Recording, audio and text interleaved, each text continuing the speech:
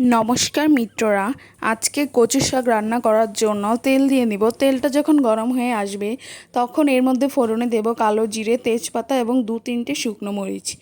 এগুলো যখন ভালোভাবে ভাজা হয়ে আসবে তখন এর মধ্যে আমি কিছু রসুন কুচি দিয়ে দেব।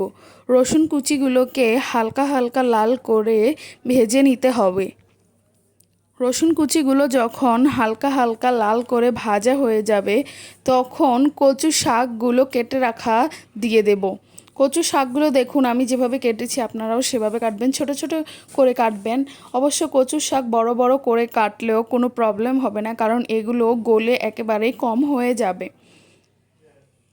ভালো মতো নাড়িয়ে চাড়িয়ে এর মধ্যে কাঁচা লঙ্কা দিয়ে দেবো। কাঁচা লঙ্কাটা আপনারা আপনাদের মতো করে দিবেন, যে যতটা ঝাল খাবেন ঠিক ততটাই কাঁচামরিচ দিবেন। কাঁচামরিচ দেওয়া হয়ে আসলে এর মধ্যে আমরা দিব হলুদ গুঁড়ো এবং পরিমাণ মতো লবণ। আপনারা এগুলো পরিমাণ মতো করে দেবেন, যে যতটা খান সেই ততটা দিবেন। ভালো মতো মশলাগুলোর সাথে কচুটা নাড়িয়ে চাড়িয়ে মিশিয়ে নেব। কচুটার ভিতরে এক্সট্রা কোনো জল দেওয়ার প্রয়োজন নেই, এটার থেকে যে জল ছাড়বে ওই জলেই কচুটা ভালোভাবে সিদ্ধ হয়ে আসবে। দেখুন কচুটার থেকে কতটা জল ছেড়েছে।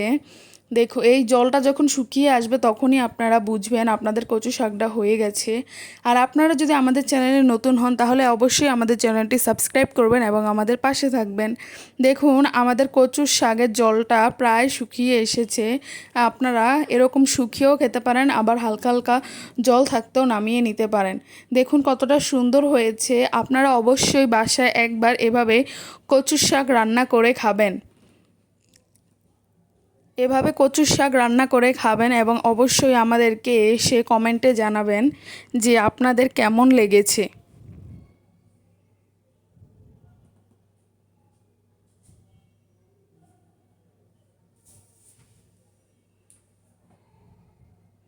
অনেক সুন্দর কালার এসেছে আমাদের কচুর শাকটার। টাটা।